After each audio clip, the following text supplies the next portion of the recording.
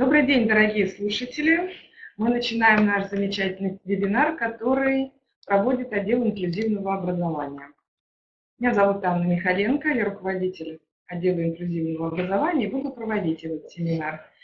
Сегодня у нас замечательный эксперт Кэрол Квирк. Она исполнительный директор коалиции по инклюзивному образованию в штате Мэриленд, член комитета президента по проблемам людей с интеллектуальной инвалидностью, также президент международной организации, миссия которой – интеграция людей с инвалидностью во все сферы жизни общества. Доктор Квирк проводит обучение специалистов школ в штате Мэриленд и в других штатах США и автор множественных публикаций. Я думаю, что сегодняшний вебинар будет нам очень полезен и с практической, и с теоретической стороны. Перевод будет осуществлять наш замечательный переводчик Полина. Сейчас мы передаем управление нашей замечательной Кэрол. Good morning, everyone. Всем доброе утро. I'm very happy to be here today to share some of the experiences that we have in inclusive education. Я очень рада сегодня с вами пообщаться и рассказать вам о том, что у нас происходит в сфере инклюзивного образования. A lot of what I'll talk about this morning is a result of our work over the last 30 to 40 years in the U.S. То, о чем я сегодня буду говорить, это результат наработок и исследований, которые проводятся в штате на протяжении последних 3-4 десятков лет. While we've been working for 40 years to provide an education for children with disabilities, we are still struggling at times with inclusive education. Мы уже 40 лет работаем над тем, чтобы развивать образование для детей с инвалидностью, но инклюзивное образование все еще остается для нас большим вызовом. When our law was first passed, many of our schools that were required to educate all children with disabilities were not sure how to do that. Когда закон был принят, многие школы, которые должны были перейти на инклюзивное образование, не знали, как подойти к этому вопросу. Some districts built buildings, especially for children with disabilities. В некоторых районах стали строить специализированные школы для детей с инвалидностью. Other schools created classes where they could bring children with disabilities for specialized instruction. В других школах выделялись отдельные классы для детей с инвалидностью, где они получали отдельное образование. Within about 10 years, we realized that we were segregating children with disabilities, and it was unnecessary. Через 10 лет мы поняли, что происходит ненужная сегрегация детей с инвалидностью. There was advocacy by families as well as professionals to bring children with disabilities into their neighborhood schools. Родители и сторонники инклюзивного образования, профессионалы в этой области стали говорить о том, что дети с инвалидностью должны интегрироваться в обычные районные школы.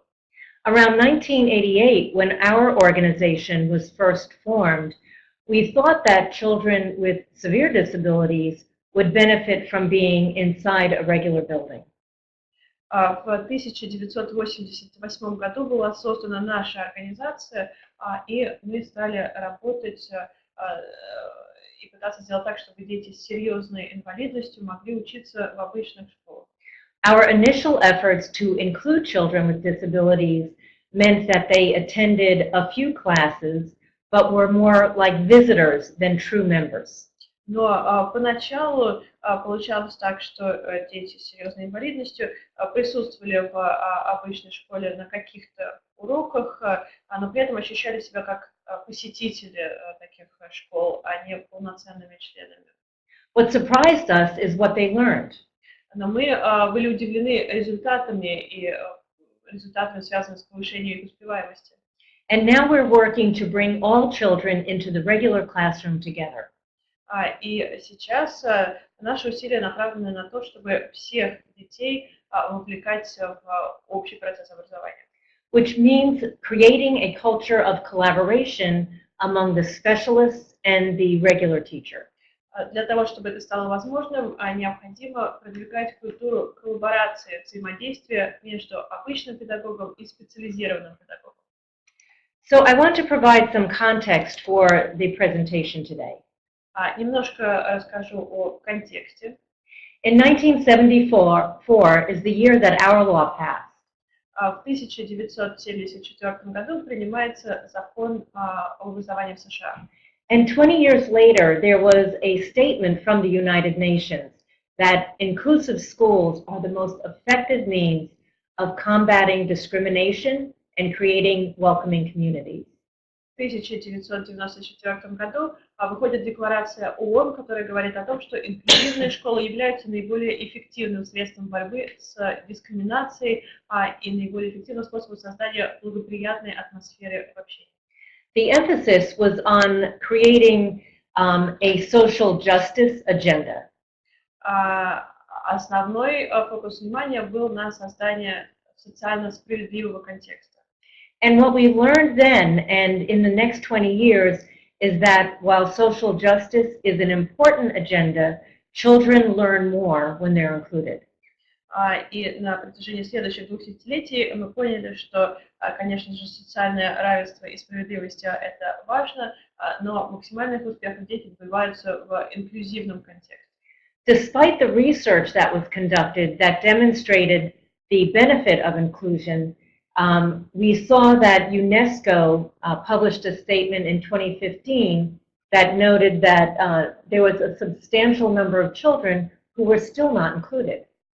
И несмотря на то, что исследования однозначно указывают на то, что инклюзивность способствует повышению успеваемости детей с инвалидностью, в 2015 году Институт статистики ЮНЕСКО и ЮНИСЕФ все еще говорили о том, что значительное количество детей не интегрируется в общеобразовательную систему.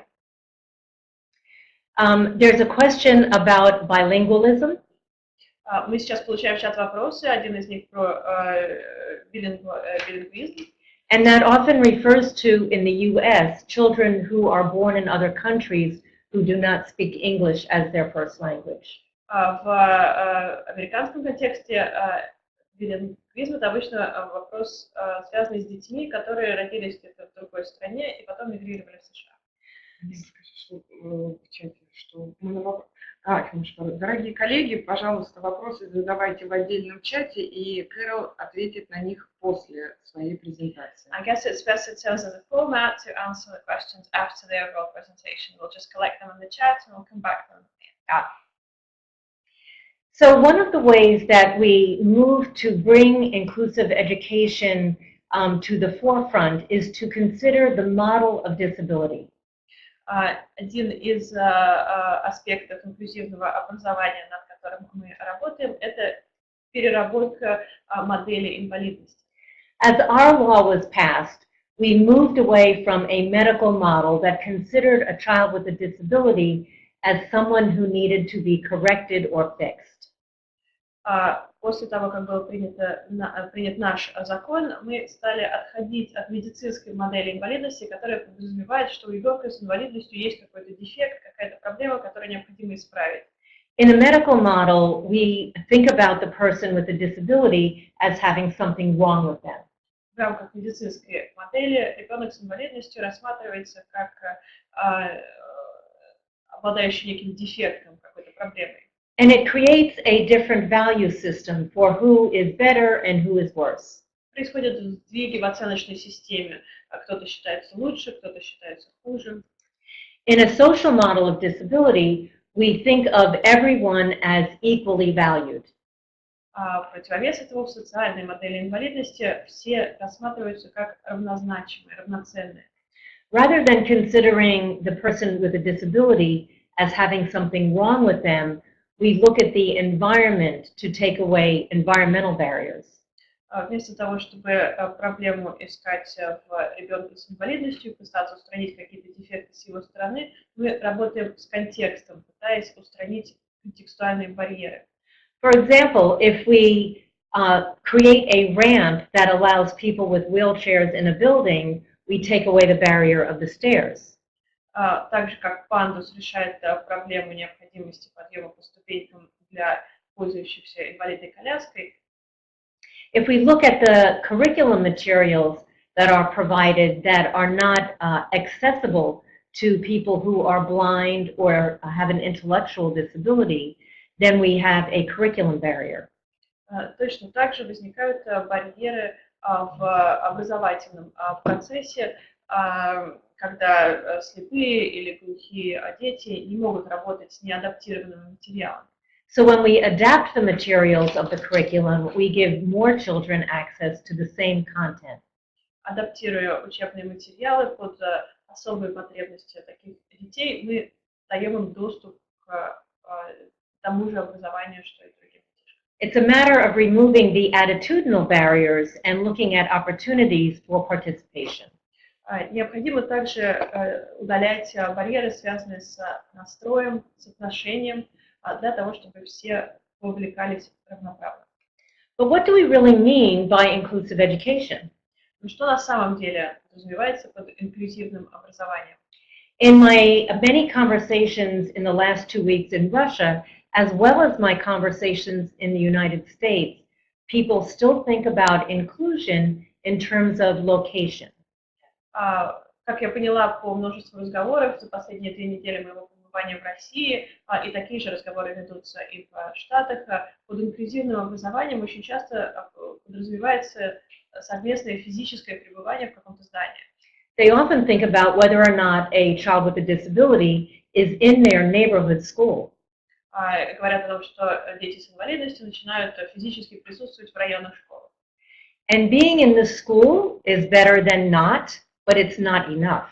Конечно же, уже физически находиться в школе лучше, чем ничего, но этого недостаточно.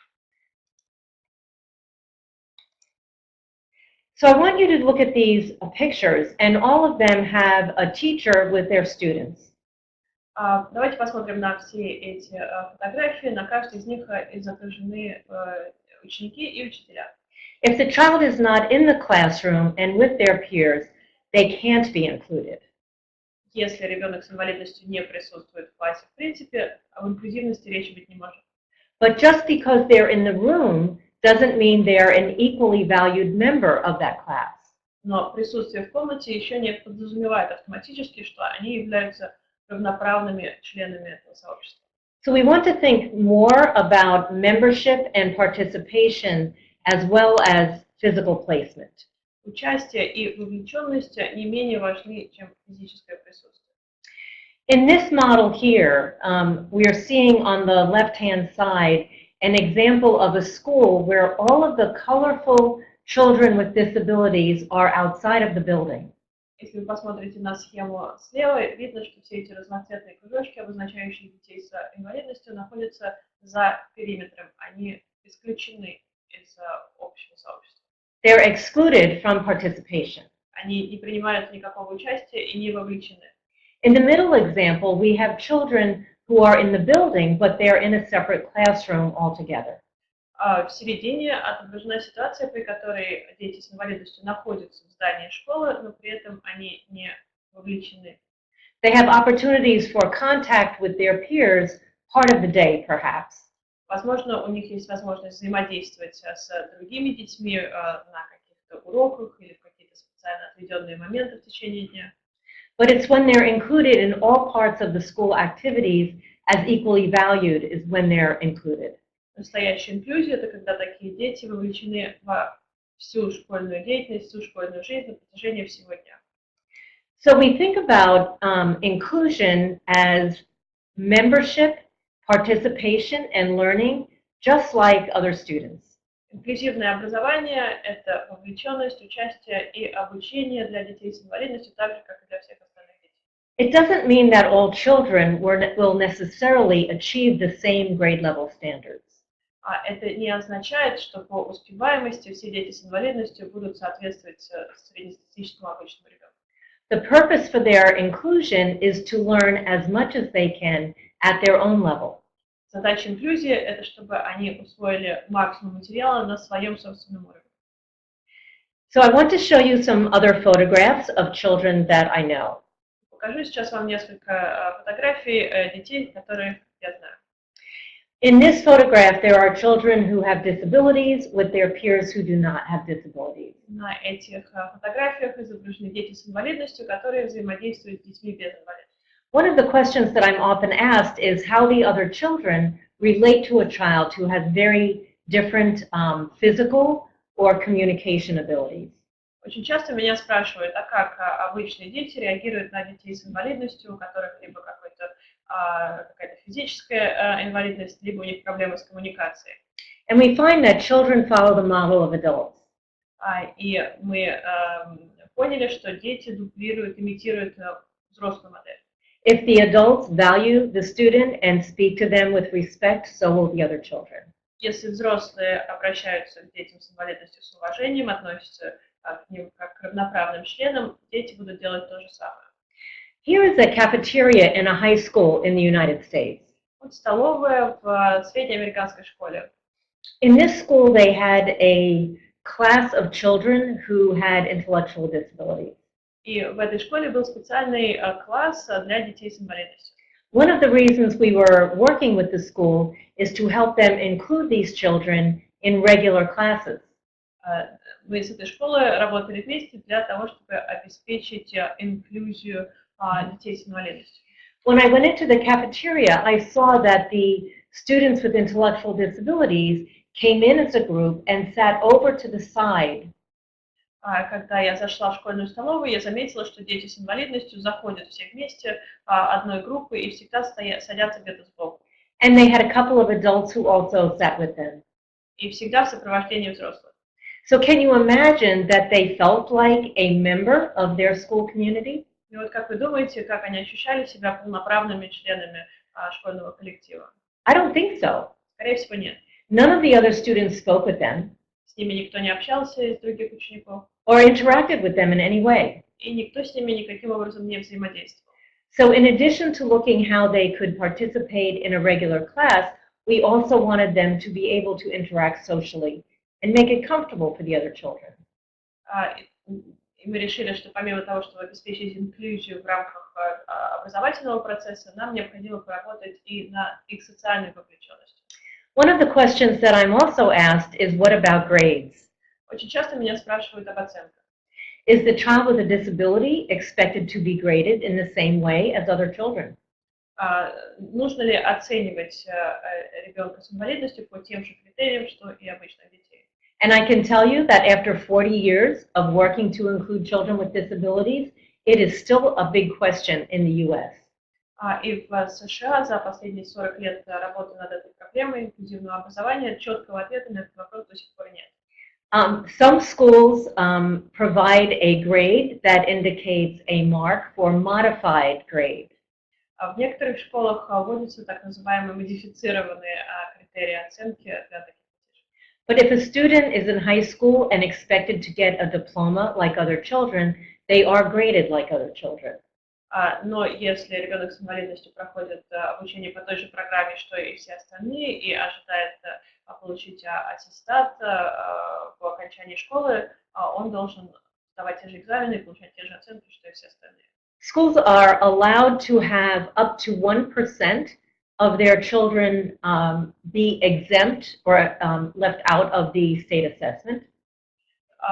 Школа имеет право 1% своих учеников не проводить по общей национальной экзаменационной системе. And these are children who qualify because of significant cognitive disability. Это дети, у которых очень серьезные когнитивные отклонения. They would take an alternate assessment that is also academic, but at their level. И таким детям предлагается сдавать не общий экзамен, а модифицированный экзамен, который пересмотрен в соответствии с их возможностями. Here are some other children. One or two of them also have disabilities. Вот еще группа детей, у двух из них есть проблемы с инвалидностью. Here is an example of a girl with cerebral palsy and intellectual disability. На этой фотографии девочка, у которой церебральный паралич и умственное отклонение. All of the children in this class are working with small groups reading some literature. Все дети на этом уроке читают книжки в маленьких группах. After they have finished reading, they have an assignment to discuss the actions of the character in the book. И после того, как они заканчивают главу, у них задание обсудить, что они только что прочитали. This girl on the left has a cerebral palsy, and she has an adapted book. У девочки с церебральным параличом тоже есть книжка, но это адаптированная книжка. It's the same story as the other girls, but with pictures and words. Это та же история, та же сказка, что и у других детей, но представлена в картинках и очень простых словах. So even though she is answering questions that are slightly different, she is a valued member of her classroom. Несмотря на то, что на вопрос она отвечает на своем уровне и немножко отличается, она себя чувствует полноправным членом дискуссии. You can see the shoulder of a person right in front of her, and that is a classroom aide. Вот видите в левом нижнем углу плечо взрослого, это представленный к этой девочке ассистент. Most students with disabilities do not have an assistant. У большинства детей с инвалидностью такого ассистента нет. But if a child has a more significant support need, they will be assigned someone to help them out. Но если потребность такая есть и отклонение очень значительное у ребенка, тогда к нему представляется вот такой помощник. In this example on the left, there is a girl who is paralyzed from her neck down. На левом кадре представлена девочка, которая парализована от шеи ниже. She uses eye gaze to her communication device. Она может общаться только за счет движения зрачков. The person to her right is her regular 7th grade science teacher. Справа это обычный педагог естествознания в 7 классе. The teacher had given directions to the whole class of about 30 students. Он уже объяснил всему классу из 30 учеников, что им нужно делать, дал им задание. A couple of those children also had a reading disability like dyslexia. У пары из этих учеников тоже есть определенные проблемы, например, сложности с чтением, с дислексией. But they can work on the science problem like everybody else. Но при этом над решением научной задачки они могут работать так же, как и все. There was a special education teacher in the classroom who helped all of the other students. В школе также присутствовал специализированный педагог, который помогал всем нуждающимся в классе. While the regular teacher worked with the child with a disability so she could understand what she was learning. Обычный педагог работала как раз с девочкой с инвалидностью, чтобы понять, что она может усвоить. The picture on the right is a group of children who do not have disabilities. Справа это группа детей без инвалидности. But a couple of them do have a reading disability, and they have adapted materials for reading. У пары из них есть проблемы с чтением, и для них разрабатываются специально адаптированные материалы. So I'm going to share some information about learning as well. Расскажу немного о процессе обучения. We want to be sure that children are learning the academics that they need. Нам нужно сделать так, чтобы все дети проходили материал. One of the questions that I'm asked is about our teacher roles, which are different than the system in Russia.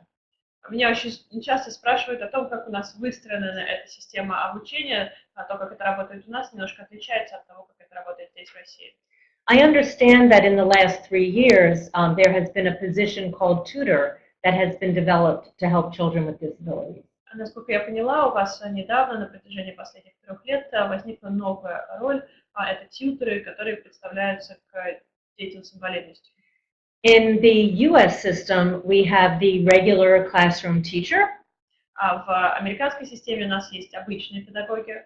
And we have a specialist who's a special ed teacher trained similarly to your defectologist. И наравне с ними работают специализированные педагоги, высококвалифицированные, можно их отчасти сопоставить с тем, что у нас называется дефектолог. But there is no such role as a defectologist. Но роль немножко другая, не совсем такая, как у дефектолога. The special educator is a teacher who is equally qualified and valued with the regular classroom teacher. Этот специализированный педагог на равных участвует в учебном процессе с общеобразовательным педагогом. The specialist is trained in methods for teaching children with disabilities.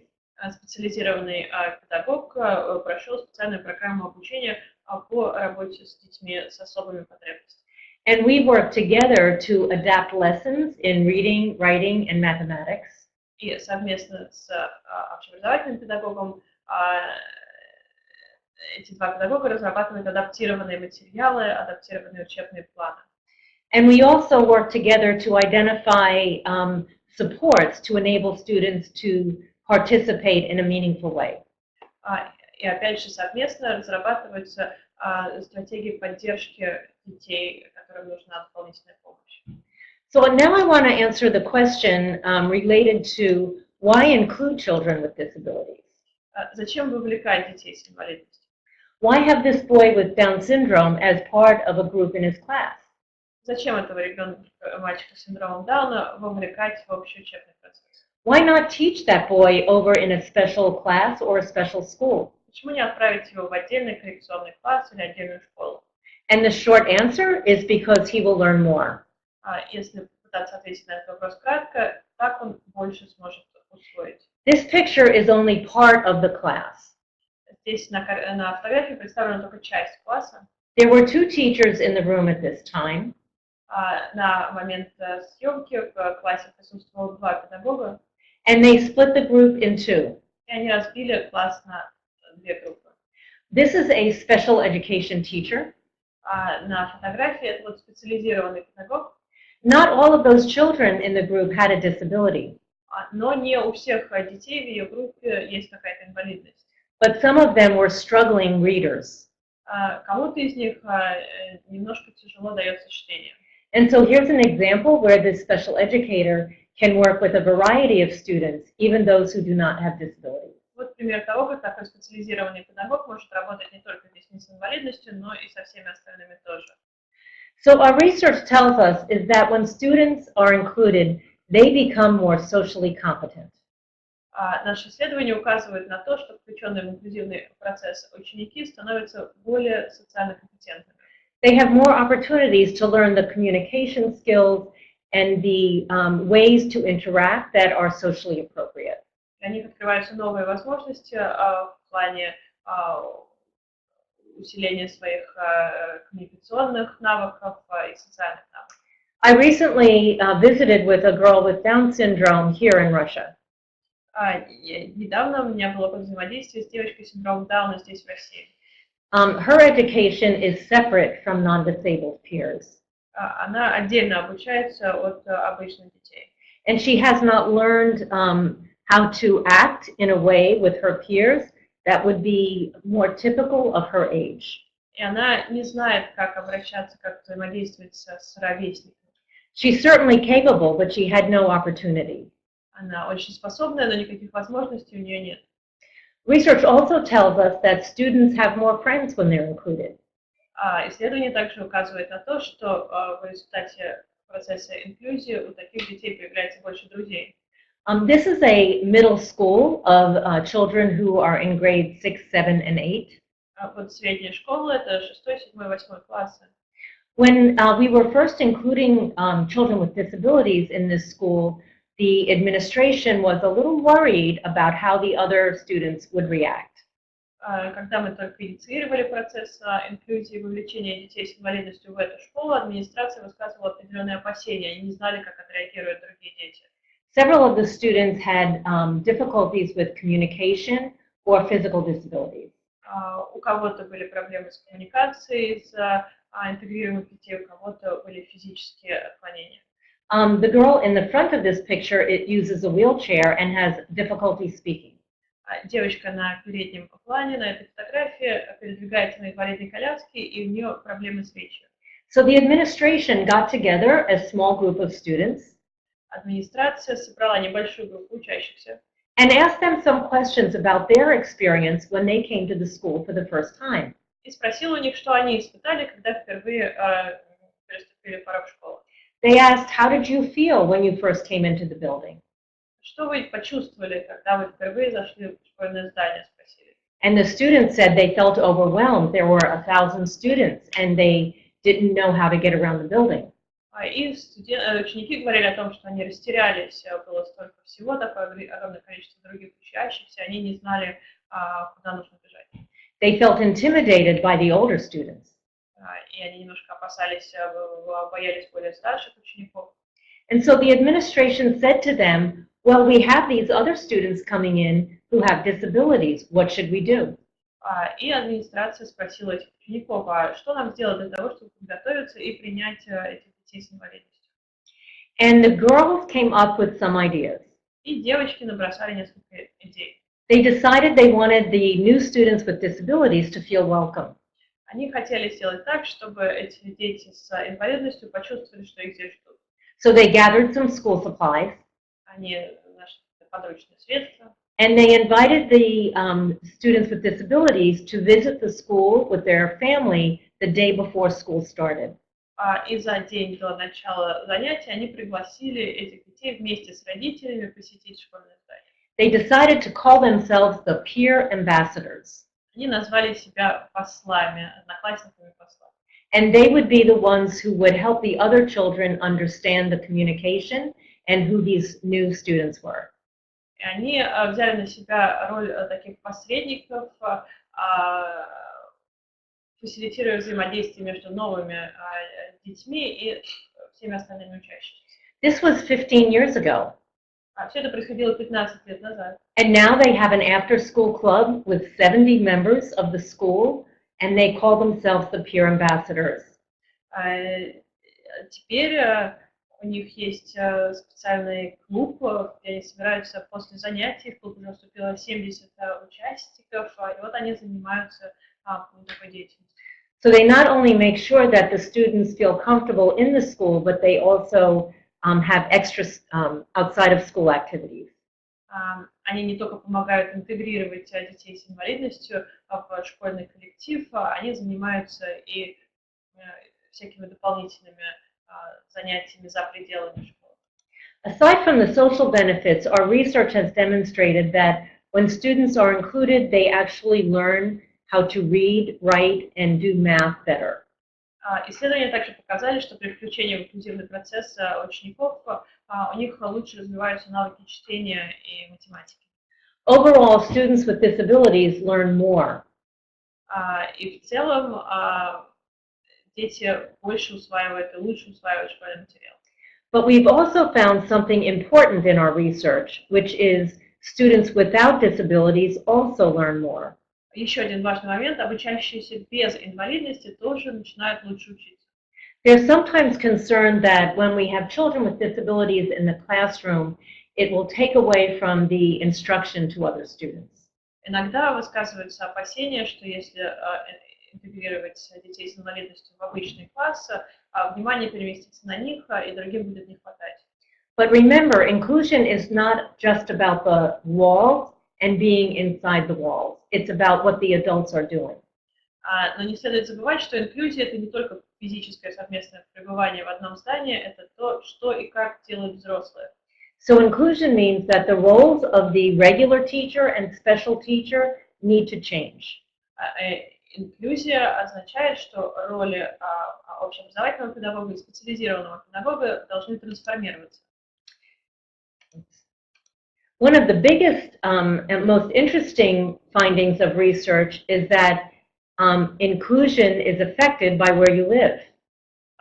Один вывод интересный из исследований – это что инклюзия зависит от того, где вы живете.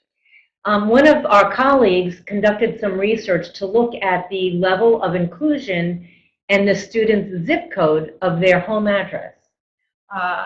Наши коллеги проводили, например, исследование корреляции между степенью инклюзии и индексом учащихся, то, где они живут. They also looked at things like gender and type of disability.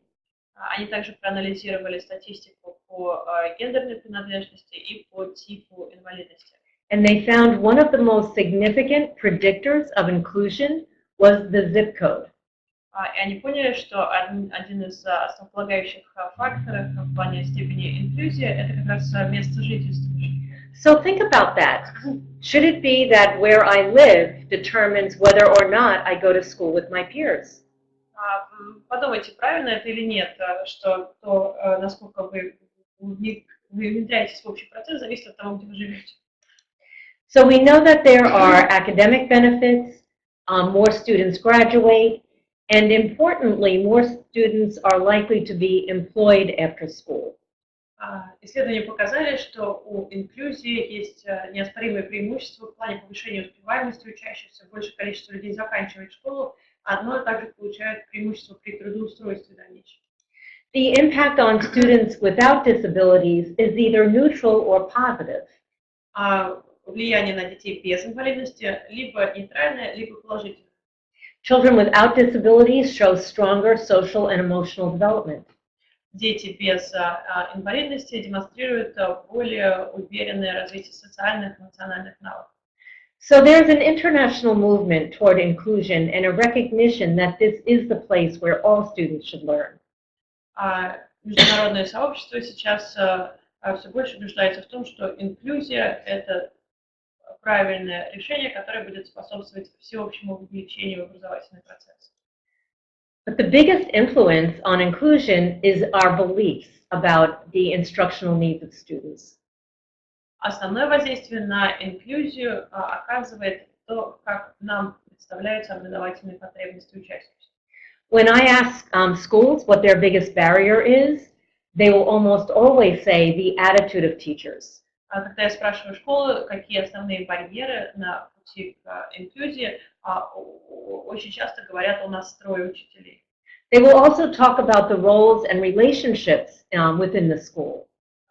Кроме того, необходимо уделять внимание распределению ролей и ответственности внутри школы. If there's no specialist or special educator assigned to the regular class, it puts the burden on the regular teacher to do all of the adaptations. Если к классу не представляется специализированный педагог, вся нагрузка по адаптации материалов ложится на общеобразовательного педагога. How the funding is spent within a school can affect how well students can be included.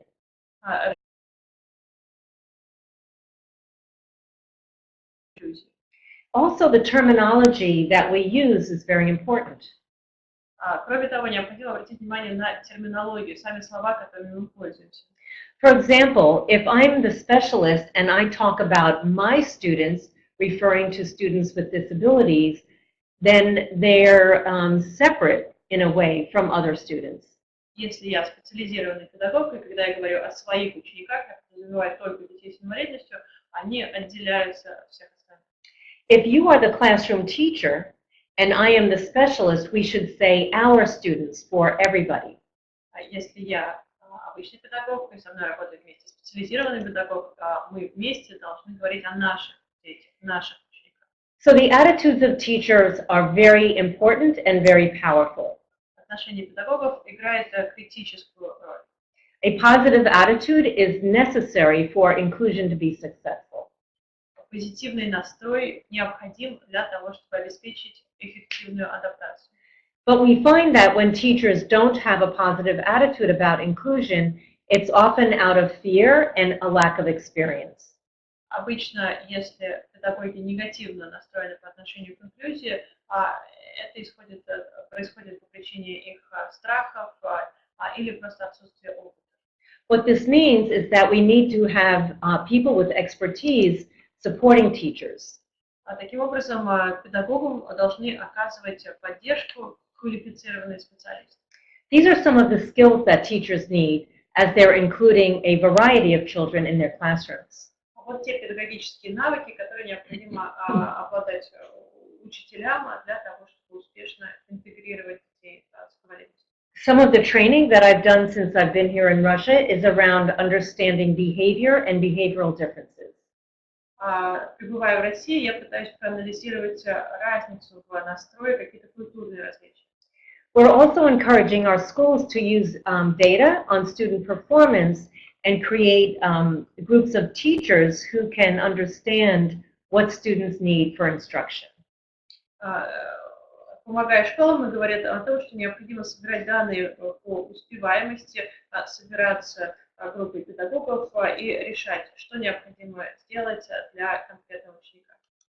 And the barriers that are identified often include time, Основные барьеры, основные проблемы, с которыми сталкиваются учителя, это отсутствие времени, time for the two teachers to collaborate to adapt lessons, отсутствие времени на взаимодействие между особым педагогом и обычным педагогом и разрабатывать адаптированные материалы и учебные планы. What will happen usually is that the classroom teacher will come to a meeting with the lessons that are coming up so that the specialist can help in figuring out the adaptations.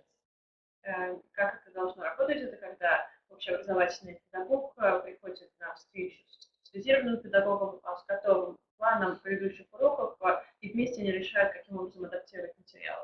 Another barrier has to do with how many students with disabilities are in the classroom. Еще один потенциальный барьер – это количество детей с инвалидностью в школе, в классе.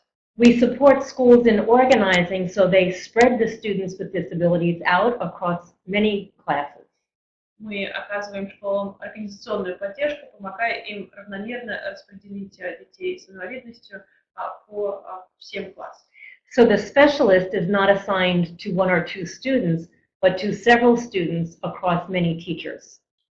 Таким образом, специализированный педагог представляется не какому-то конкретному ребенку, а к целой группе детей, которые распределены по разным классам. So my role as a specialist is to know the student, but to work with multiple teachers in collaboration. И я, как специализированный педагог, должна одновременно знать детей, за которых отвечаю, и взаимодействовать с большим количеством общеобразовательных педагогов. So the solution to these barriers is for the administration to work with the teachers to create a culture of collaboration.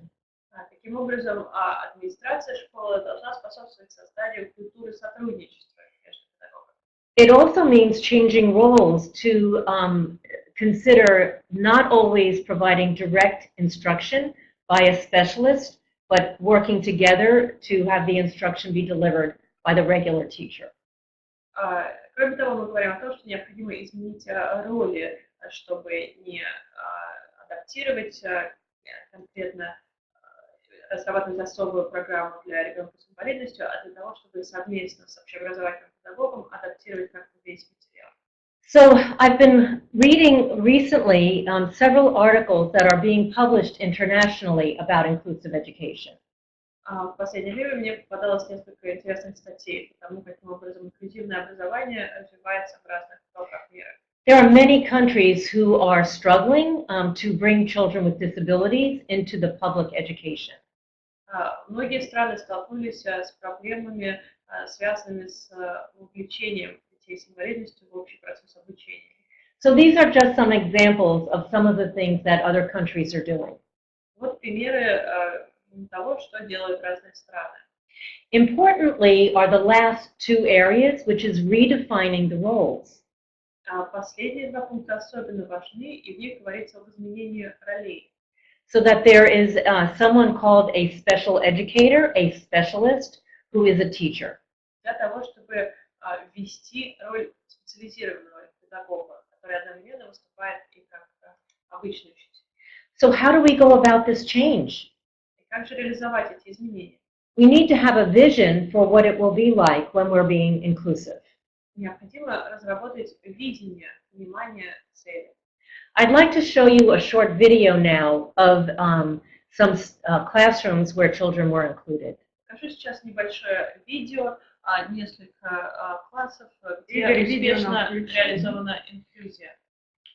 And I don't know how to get there.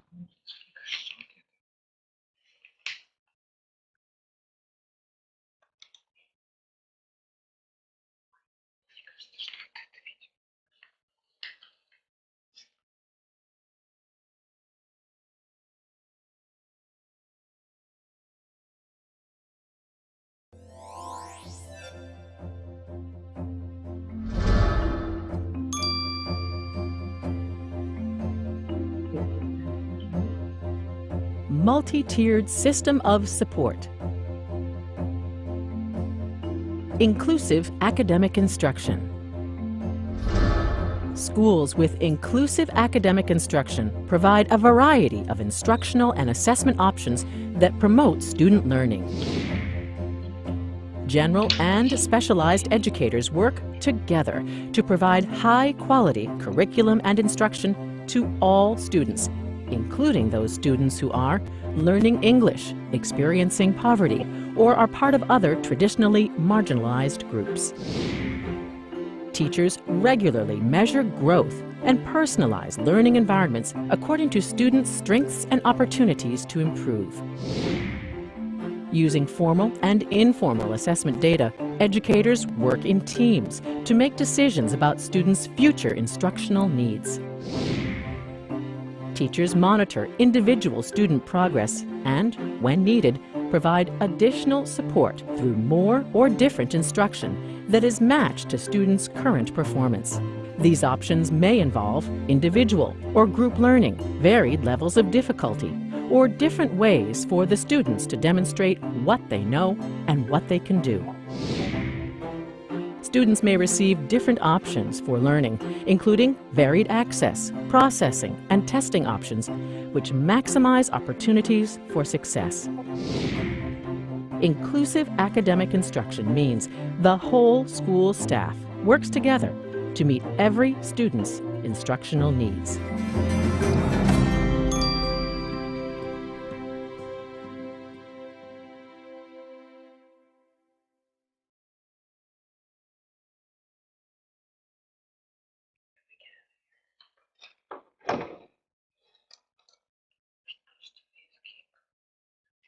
So that video showed you some different ways in which classrooms operate. You saw children sitting on the floor, you saw children talking to each other, you saw different adults in the classroom. A question I sometimes get is, does every class have 2 teachers? And the answer is no. When there's a second adult who's a specialist, they may be assigned for a portion of the day in one class, consult with a teacher around a student's behavior in another class, and help some students in a third class. And that schedule may vary from day to day.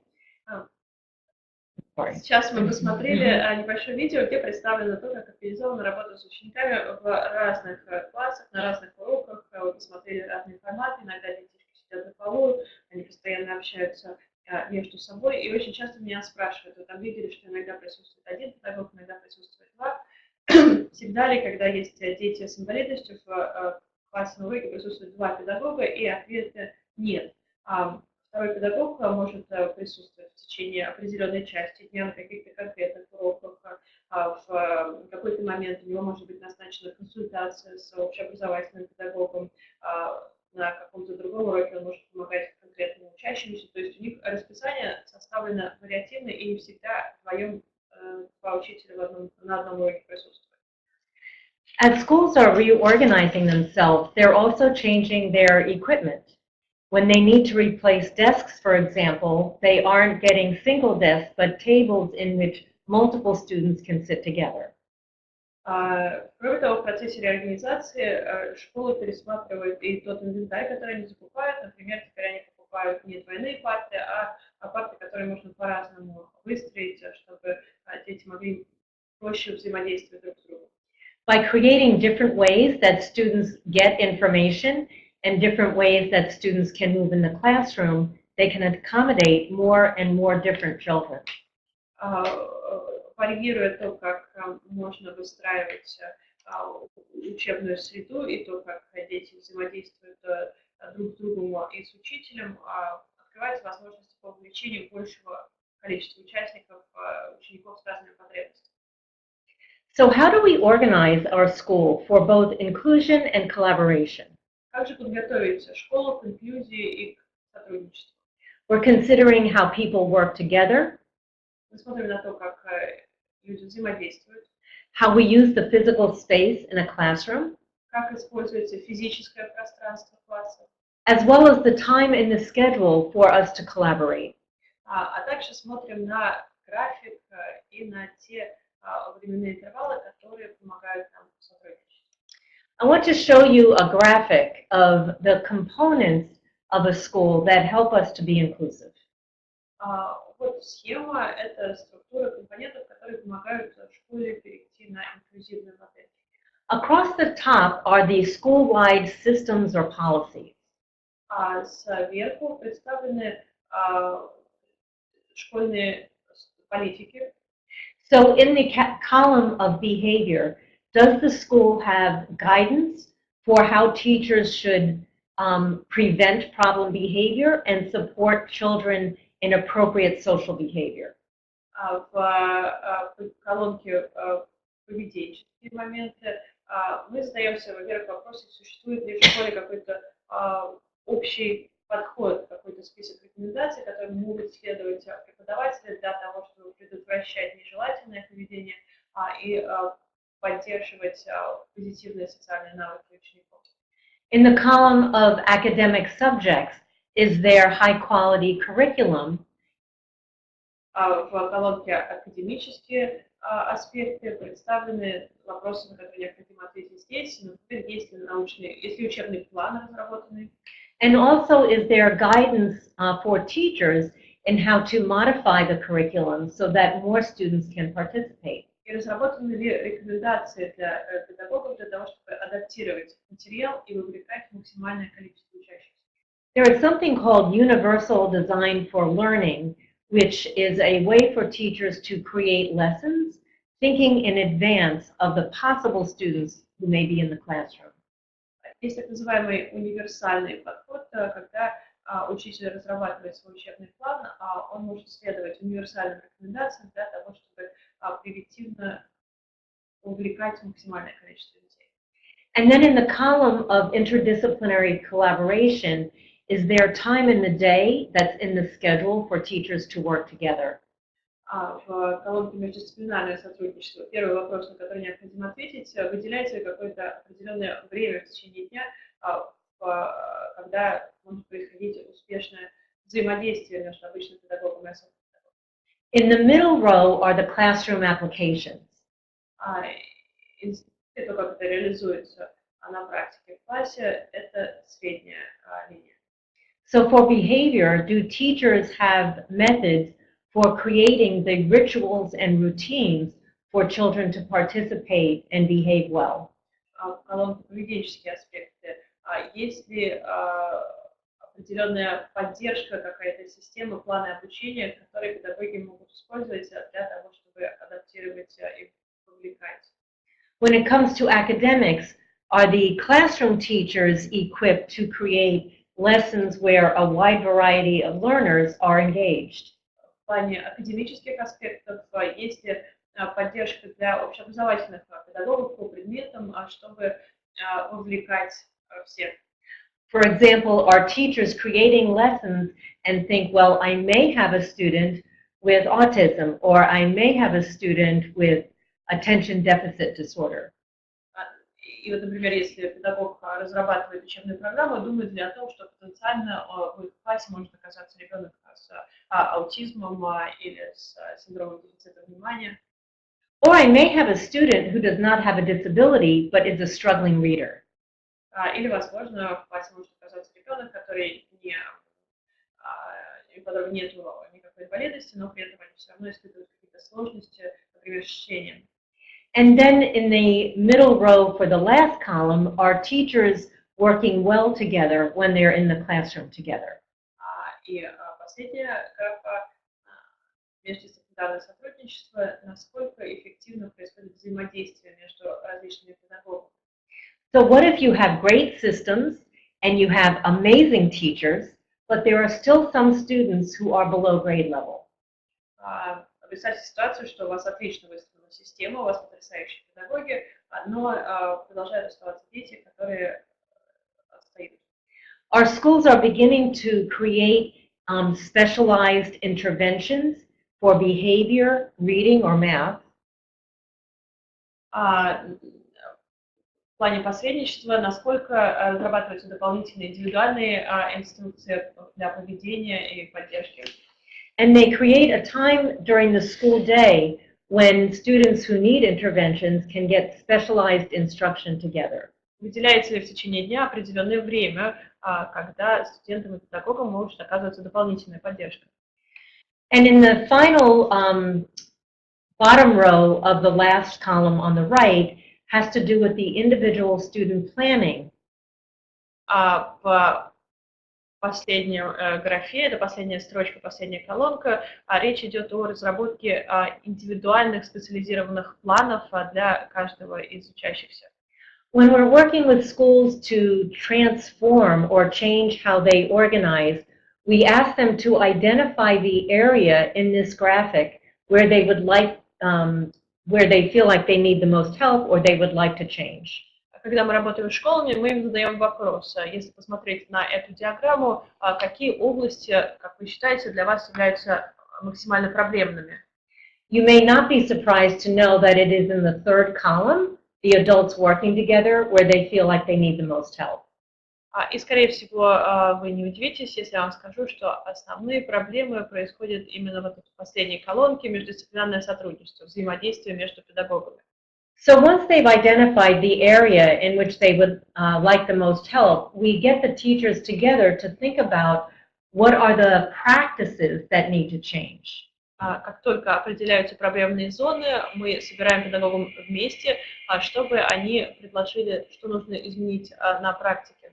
We know it is very important to engage all of the teachers in creating the solutions.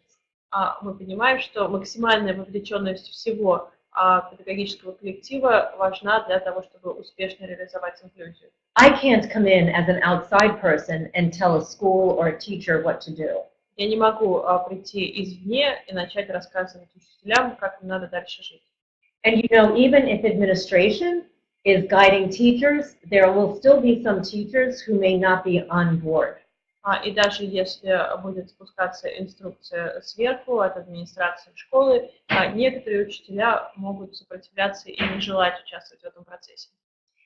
So once we have teachers working with us to identify what may need to change, we look at how we assign students.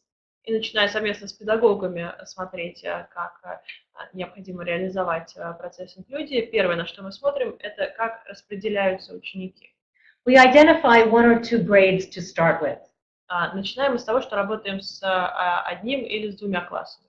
And then then the school looks in the whole school community to identify all of the students with disabilities and where they currently go to school. Затем мы смотрим на всех с инвалидностью в определенном районе и смотрим, куда они ходят в школу. They may be in a separate class or in a separate school. Возможно, они ходят в отдельный класс, возможно, в отдельную школу. And they invite the families to participate in a planning session so that the child can be included in regular class. И на этом этапе проводится совместная сессия обсуждения с родителями, составляется план инклюзии такого ребенка в обычный учебный процесс. Initially, this may be very scary for some families, and they may say no. Первоначальный этап достаточно сложный для многих семей, они могут испугаться, могут попытаться отказаться участвовать в этом. And that's okay to start. We don't want to disrupt families. И в этом ничего страшного нету, давить ни на кого мы не хотим. But in the second and third year, when they see other children are being successful, then they're willing to have their child included. Но через год или через два, когда они видят, как другие похожие дети уже добиваются успехов, возможно, они передумают. So this picture represents two classes, Teacher A and Teacher B. Вот сейчас на картинке перед вами схематическое представление двух классов. Это педагог 1 и педагог 2. And this is a third grade class in a school. Это третий класс в школе. Every single student with and without disabilities is named on a separate post-it note. На post-it каждому из учеников, независимо от того, с инвалидностью, это ученик или без, мы пишем их имя. The orange and yellow are children who do not have disabilities. Оранжевый и желтый – это дети без инвалидности. The blue post-it notes are students who do have an IEP or a disability. Голубым отмечены дети с определенными дефицитами внимания или с какой-то инвалидностью. And the purple are students who may be struggling in reading but do not have a disability. А фиолетовым отмечены дети без инвалидности, но у которых, например, сложности с усвоением материала, например, они плохо читают. So the teachers are looking to spread out the students who need support and also look at class size. А задача учителя равномерно распределить детей, которым нужна дополнительная поддержка, при этом ориентируясь на общее количество учащихся. So this is an example of a primary school with grades 1 through 5. Вот пример того, как это происходит в младшей школе, это 1-5 класс.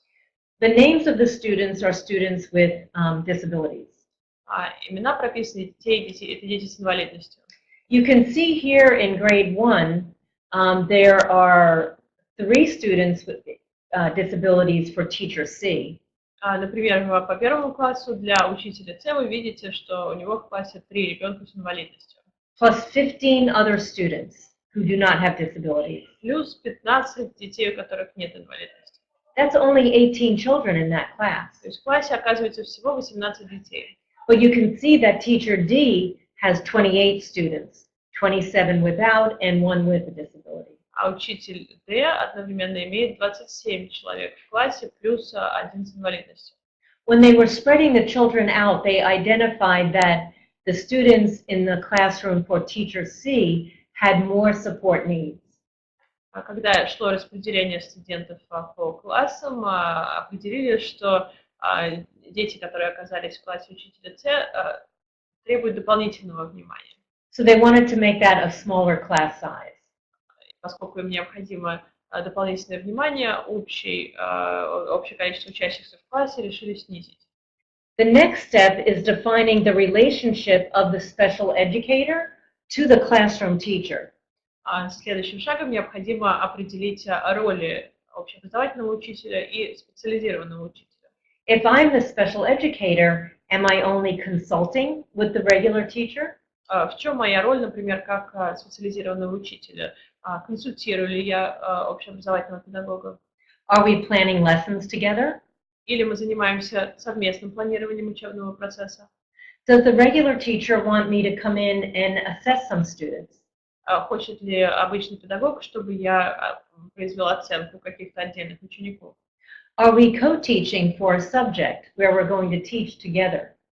Либо мы занимаемся совместным проведением каких-то отдельных уроков. In this picture, you can see that there are 3 adults, actually. Вот на фотографии, которая сейчас перед вами, вы видите, что в классе присутствует 3 педагога. There are 2 teachers, special and regular education. 2 учителя, обычный общеобразовательный педагог и специализированный. And a volunteer who's coming in to help in the class. И волонтер, который тоже присоединился. So there may be many different ways in which teachers may be working together. Коллаборация и взаимодействие между педагогами может строиться по-разному. The third step is to look at the whole school schedule. Следующим шагом мы смотрим на общее школьное расписание. We have the times of the day across the top of this graphic. Вот сверху прописано время отдельных занятий. You can see that some class blocks are longer and some shorter. Как вы видите, некоторые уроки длятся дольше, некоторые меньше. The longer blocks are for reading. Наиболее продолжительные уроки посвящены чтению. The smaller blocks are for science, social studies, and special subjects like art or music. А более короткие занятия, это может быть естествознание, либо какие-то специализированные предметы, например, искусствоведение или музыка. The blue blocks are for mathematics. А синим обозначены уроки математики. On the bottom rows are these specialists. А снизу представлен список специализированных педагогов. So they will be assigned to time blocks with regular teachers in the regular classroom. Которым выделяются временные промежутки, в ходе которых они совместно с общеобразовательным педагогом проводят какие-то уроки. So this is not a schedule for them to take students out into a separate class. It's a schedule for them to be inside of the regular class. И согласно этому расписанию, дети с особыми потребностями не выводятся из обычного учебного процесса, Наоборот, специализированный педагог присоединяется к обычному уроку.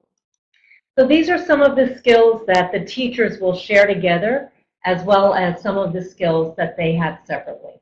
Вот компетенции учителей, которые частично совпадают, а частично у них отличаются. Can you tell me how much time we have so we can leave Сколько у time нас for еще времени, questions? чтобы мы на вопросы оставили? 5 minutes left. All together? Okay, thank you. So we know that collaboration is important. Коллаборация, как мы уже говорили, играет ключевую роль. It involves equal and shared responsibility. Мы говорим о разделении ответственности, It involves planning together and planning to adapt curriculum. о совместном планировании и совместных усилиях по адаптации школьных материалов. And I want to go a little bit further here to show you some other slides. Сейчас немножко пробежимся вперед по презентации. Хочу вам показать.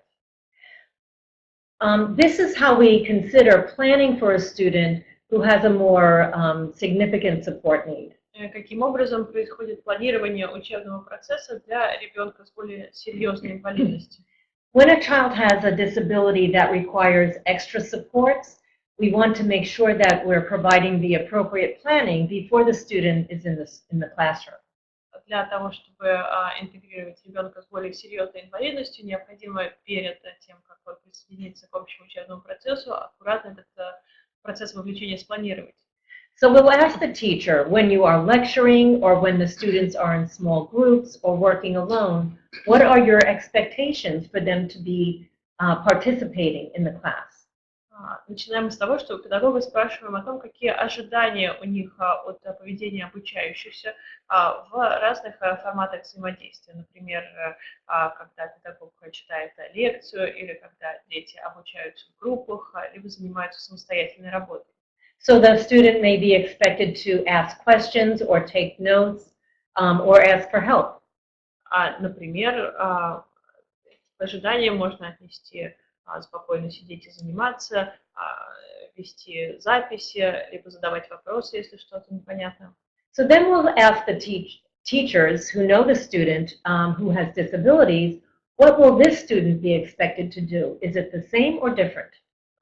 И тогда мы просим педагога, который хорошо знает потребности и способности ребенка с инвалидностью, проанализировать, насколько ожидания к этому ребенку могут соответствовать общим ожиданиям, либо необходимо что-то модифицировать. So we can identify for the teachers, are there going to be different expectations so the teacher understands what to expect? И мы помогаем таким образом педагогам адаптировать свои ожидания. And then we'll ask, what are the supports the student will need in order for them to participate? Следующим шагом мы обозначаем те моменты поддержки, которые педагог должен предоставить ребенку с особыми потребностями. Here's an example of how we would look at the individual goals of a student and how those goals would be seen in different subject areas. Вот пример того, каким образом формируются индивидуальные цели для учащихся и как они реализуются по разным предметам. So, for example, this may be a student who is in grade 5, but is only able to match words to an example. Например, может быть учащийся 5 класса, который не умеет считать, но может только соотносить какие-то базовые понятия. So in the language arts or reading class, they may match a word to an appropriate picture. Например, в ходе урока чтения они могут соотносить картинку с каким-то знакомым словом. In mathematics, they may match a label to a picture or a graph. По математике они тоже могут соотносить какой-то рисунок с элементами задачи. And in science, they may match labels to objects or pictures that are being studied. На уроке естествознания они могут соотносить знакомые им понятия с тем, что обсуждается.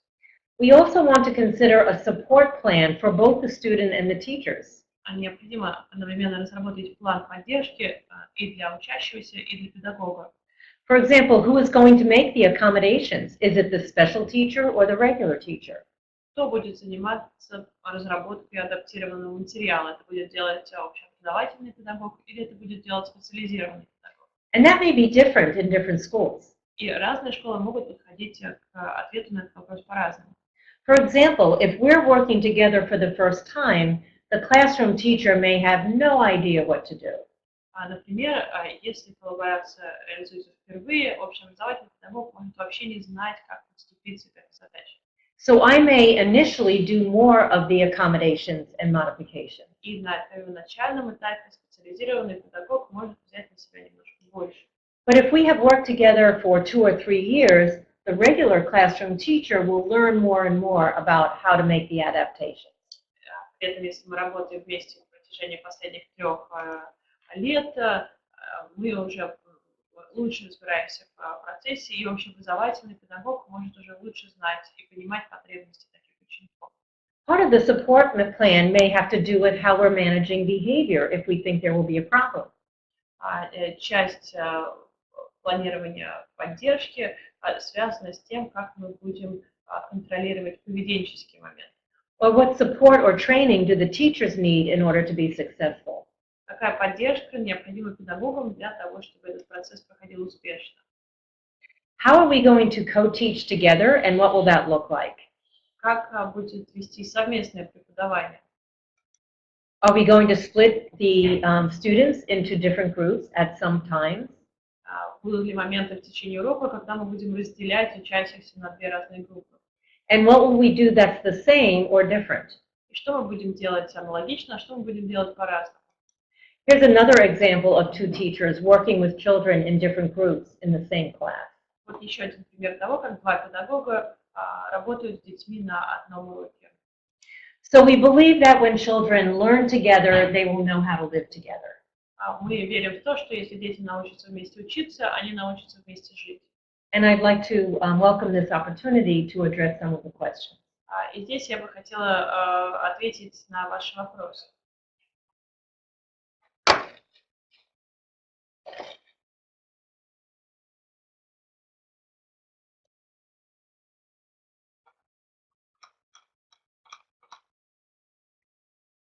Первый вопрос от Александра Федоренко. Как вы производите оценку знаний детей с ментальными нарушениями? Это вопрос из Москвы. Question from Alexander Fedorenko from Moscow. How do you assess kids with mental disabilities? We use the same assessments initially that we would use for other children. Первоначально мы используем ту же систему оценки, что и применяемая к обычным детям.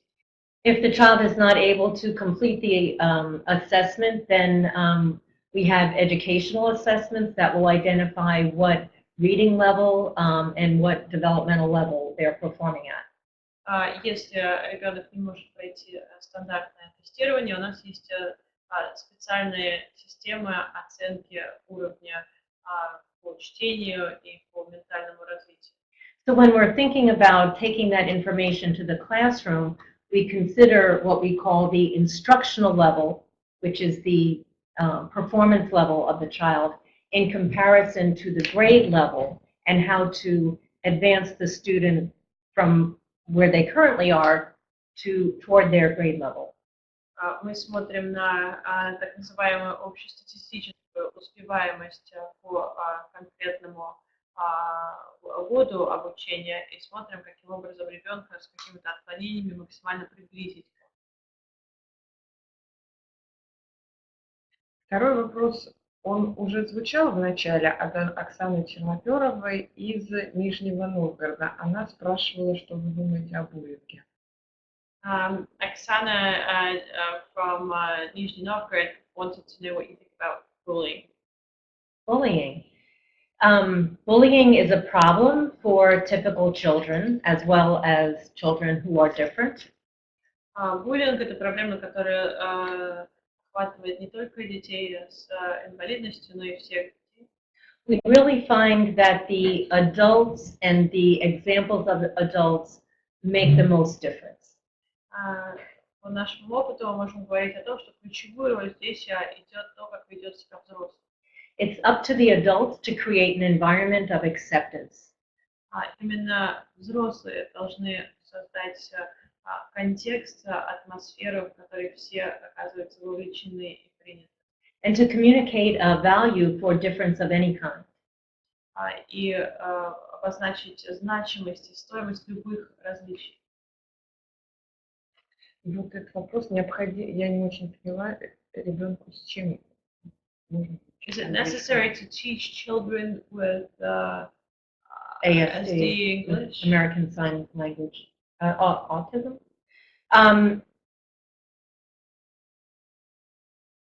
I'm not sure what that question is referring to. Children with autism. Мы не очень понимаем, о чем идет речь в этом вопросе. Я так думаю, ASD – это аутизм.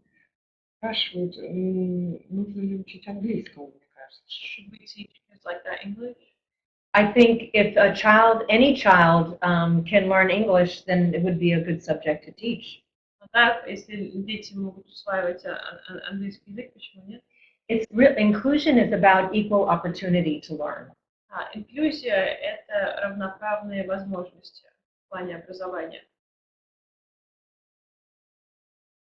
Дарья Ковальчук из Иркутска. Скажите, пожалуйста, как проходит обучение детей с аутизмом в условиях инклюзии? Darry is asking, how do you teach kids with autism in an inclusive school? So children with autism, as I'm sure you know, vary greatly from children who speak to children who don't speak, children who are concerned about the sensory input from lights or from sound. So understanding these needs are important to begin with. Как я уверена, вы знаете, бывают очень разные проявления аутизма, это бывают очень разные дети, некоторые говорят, некоторые не говорят, а некоторые очень бурно реагируют на какие-то сенсорные возбудители. Самый первый шаг – это определить потребности таких детей. So for each child it will be individual, but I'll give you some examples. То есть для каждого ребенка ответ будет отдельным, он разрабатываются индивидуальные схемы, но приведу несколько примеров. In one class I was in, there was a student who was very disturbed by the fluorescent lights. Например, я работала в одной из школ, и там был мальчик с аутизмом, который очень бурно реагировал на неоновое освещение.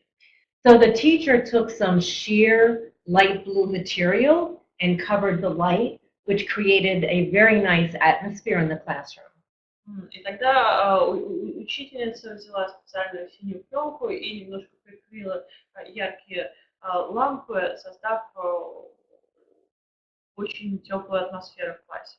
So while it was for the one student, it created a nice class for everybody.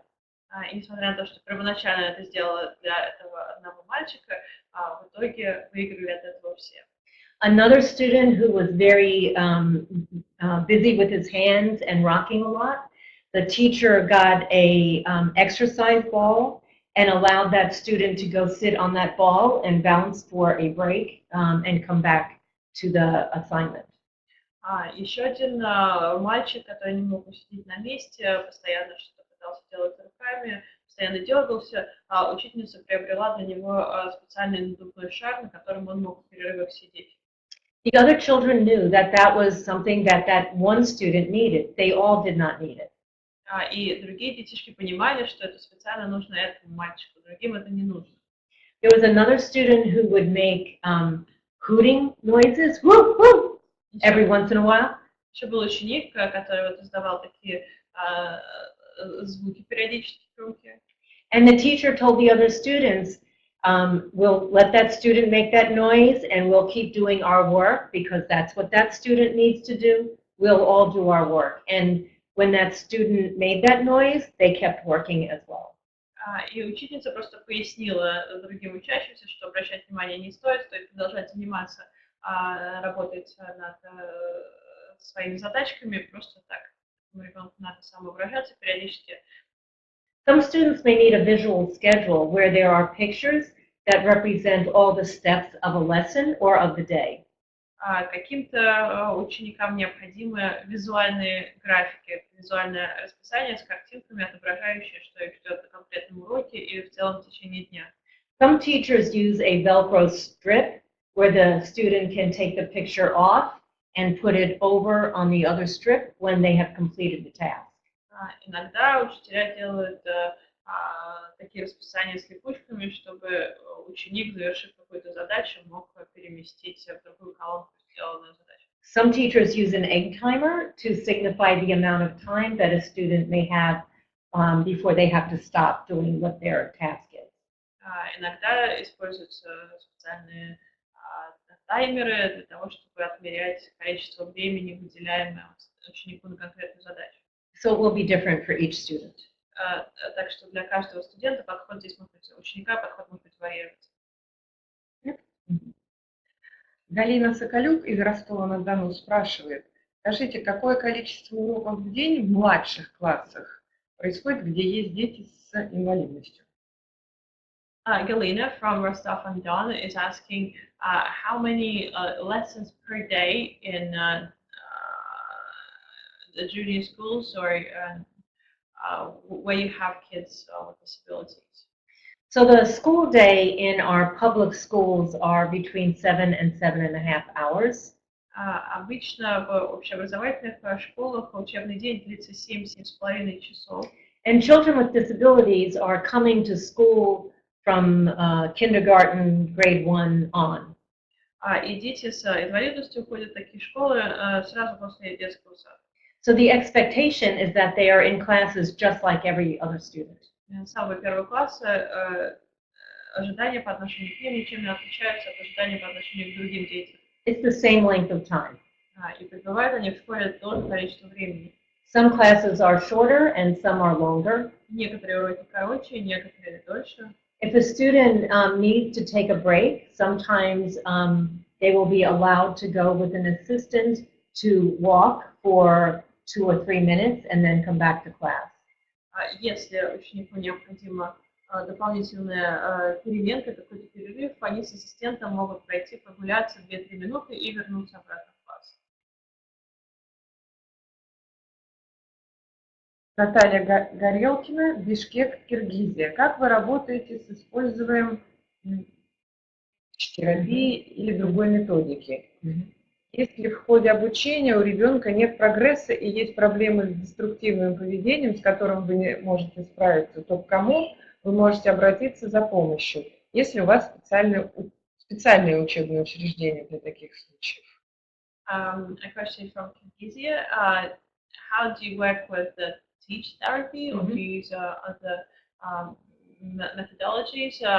And for instance, if you see that a kid is struggling and despite all your efforts, there is no progress, there is issues with destructive behavior, who can you turn to for help in these situations? Do you have specialized establishments that will take care of these? So the teach methodology can be adapted for a regular classroom. Методологию teach можно адаптировать для использования в обычных классах. In using the teach method, we're helping students to organize and to know when they complete one thing, they then go to the next. Методология позволяет организовать учебный процесс, чтобы помочь ученикам ориентироваться. Вот они закончили одно задание, переходят к следующему. The issue of a student with destructive or aggressive behavior is another question. Вопрос, связанный с деструктивным или агрессивным поведением учащегося, это отдельная тема. When we look at all of the children who live in a whole school community, about 10% of the students will have some kind of disability. Если смотреть на общее население и общее количество детей в определенном районе, можно говорить о том, что в среднем 10% детей с инвалидностью можно наблюдать. And that will range from students with mild learning disabilities like dyslexia. И под этот процент попадают все, могут быть достаточно незначительные когнитивные отклонения, например, дислексия. Students with sensory or orthopedic impairments. Это могут быть студенты с какими-то сенсорными или ортопедическими отклонениями. Students with intellectual disabilities. Дети с интеллектуальными отклонениями. Students with emotional disabilities. С эмоциональными отклонениями. Students with brain injury. С травмой головы. Students with autism. и также дети с аутизмом. When we work to include everyone, we almost always can successfully include at least 90 to 95%. Когда мы говорим о всеобщей инклюзии, обычно мы говорим о 90-95%. The students who are the most challenging are those with behavior that interferes with their learning or the learning of others. Сложнее всего бывает с детьми, чье поведение мешает им учиться или мешает учиться другим. We know we need to keep children safe. Знаем, что основной приоритет – это безопасность детей. So if a student's behavior is dangerous, that student may need to be removed. Если ребенок проявляет деструктивное, опасное поведение, возможно, их необходимо выводить из класса. So the teacher will then turn to a team. Every student with a disability has a team. Тогда учитель имеет возможность обратиться к команде специалистов. Команда специалистов есть для каждого ученика с инвалидностью. And the team will include a psychologist and administrator, special educator, and parent. В эту рабочую группу входит психолог, специализированный педагог, представитель родителей. And they will design the interventions or strategies. И совместно эта рабочая группа разрабатывает необходимую стратегию. And it could involve, at least temporarily, having the student in a separate class. И согласно этой стратегии, возможно, какую-то часть времени подобный ученик должен будет обучаться индивидуально отдельно. Вопрос из Костромы от Елены Савельевой. Проводите ли вы уроки доброты с детьми без инвалидности и как часто? Я так понимаю, что вопрос о том, как проводятся ли такие же уроки, как их проводит перспектива, когда молодые люди с инвалидностью приходят в школы и рассказывают о своей жизни. A question from Kostroma.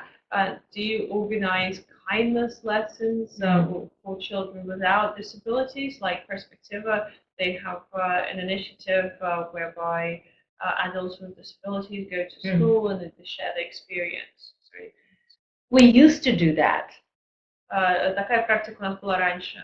So about maybe 20 years ago, that was something that we did to help other children understand about disability. Где-то 20 лет назад мы так знакомили детей с вариантами, с проблемой, да, с различными формами. For example, my daughter is 28. Например, моей дочке 28 лет. But when she was in school, she had children with Down syndrome in her school and sometimes her class. И когда она училась в школе, в ее классе или в ее школе были дети с синдромом Дауна. She doesn't have a disability. У нее никакой инвалидности нет. But she grew up going to school with children who did have disabilities. Но она выросла и училась вместе в одной школе с детьми с инвалидностью. So it's become a natural part of how we educate children. Так что теперь это все естественная часть учебного процесса. So we have less of a need to have those special kinds of programs. Так что дополнительных мероприятий нам нужно все меньше и меньше. Будем ускоряться, потому что вопросы нам задают и задают. Еще раз вопрос из Ростова-на-Дону. Сколько лет Америка переходила на инклюзивное образование? A question from Rostov-on-Don. How many years did it take America to transition to inclusive education? What a good question. Отличный вопрос. Even though our law was passed in 1974, we really didn't start including children until 20 years later. Несмотря на то, что закон вышел в 1974 году, только 20 лет спустя мы, собственно, приступили к процессу внедрения инклюзивного образования. We were educating them in our public school system, but not always in regular classes. Поскольку интеграция таких детей происходила в общие образовательные процессы, но не в рамках одного класса. So it's taken another 20 years for us to come to this point where the majority of children are included in regular class in their neighborhood school. Еще 20 лет у нас ушло на то, чтобы большинство детей интегрированы были в обычный образовательный процесс, чтобы они ходили в обычные районные школы. You have the benefit of learning from our successes and our mistakes. И ваше преимущество в том, что вы можете учиться на наших ошибках, на наших достижениях. But it may take another 10 years. Но, возможно, вам потребуется еще 10 лет. Я сейчас объединю два вопроса от Сергея из Москвы и Марии, почему-то город не написан. Сергей спрашивает, как происходит взаимодействие с родителями? А Мария также спрашивает, как объяснить родителям детей без инвалидности, которые боятся учиться с детьми с инвалидностью, что дети не пострадают в таком обучении. И многие родители настроены настороженно. I'm going to merge two questions. One comes from Sergey from Moscow, one from Maria. Questions about how do you involve parents? Maria specifically asking how do you explain parents of kids without disabilities that are overly cautious, that are afraid of their kids going to a class with kids with disabilities? Again, that was definitely an issue that we experienced 20 years ago. Опять же, это проблема, с которой мы столкнулись 20 лет назад. Especially parents from wealthy areas who are afraid their children's grades would suffer. Особенно это казалось родителей из богатых районов, которые очень боялись, что их дети и их образование пострадает. It's really a matter of time and experience. На это нужно время, это вопрос приобретения положительного опыта. The parents of my children's friends, because they have grown up with the concept of inclusion, they expect there to be children with disabilities in the classes. Родители друзей моих детей уже настолько привыкли к инклюзии, что они ожидают, что в классах детей будут дети с инвалидностью. They invite them to birthday parties and gatherings of the children in the neighborhood. Их приглашают на дни рождения, на любые совместные мероприятия, которые проходят на районе. Вопрос от Марины из Воронежа.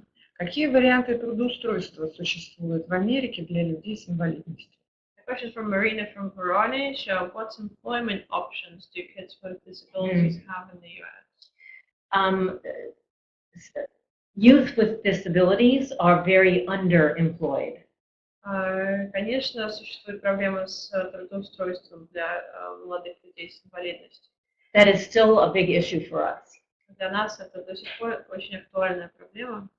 We're looking at different options. We have some adult service agencies that are helpful, but there's not enough help. Есть специальные агентства, которые помогают трудоустроиться, но всего этого недостаточно. Ну и тогда тоже вопрос по этой же теме от Екатерины из Санкт-Петербурга. Развита ли система среднего профессионального образования в колледже для людей с ментальной инвалидностью? A similar question from Ekaterina from St. Petersburg. Is there a system of vocational colleges or technical schools for kids with mental disabilities? For children with intellectual, is that what you mean by mental? So for children with intellectual disabilities, there are some of very few university programs that are designed just for them. Для детей для молодых людей с интеллектуальными отклонениями есть небольшое количество университетских программ, которые адаптированы. They will have an opportunity to attend a class of interest with their non-disabled peers and also have special classes. У них тогда есть возможность посещать частично совместные занятия с детьми без инвалидности и отдельно обучаться по специализированному курсу. I just saw a video this week of a girl with Down syndrome who pledged in a sorority. На прошлой неделе мне попалось видео про девушку, которая страдает синдромом Дауна, и ей удалось вступить в женское сообщество американского колледжа. So they're looking for opportunities for these young people to experience university life. То есть предпринимаются попытки вовлечь детей, молодых людей с инвалидностью в общую университетскую жизнь, жизнь колледжа. They meant more like, is there a professional education opportunity so that they train like some sort of profession? Well, a person with an intellectual disability would have the same vocational training options as anybody else. В плане какого-то специализированного профессионального образования, технического образования, для детей с инвалидностью открыты совершенно те же возможности, что и для обычных. We don't have vocational training only for people with intellectual disabilities and are actually doing away with or diminishing vocational workshops where it's only people with disabilities. Каких-то специализированных курсов на ПТУ специально для детей с отклонениями у нас нет, мы пытаемся отходить от этой модели. For the last 20 years, we've been moving toward what we call supported employment, where a job coach goes with a person to an employment site.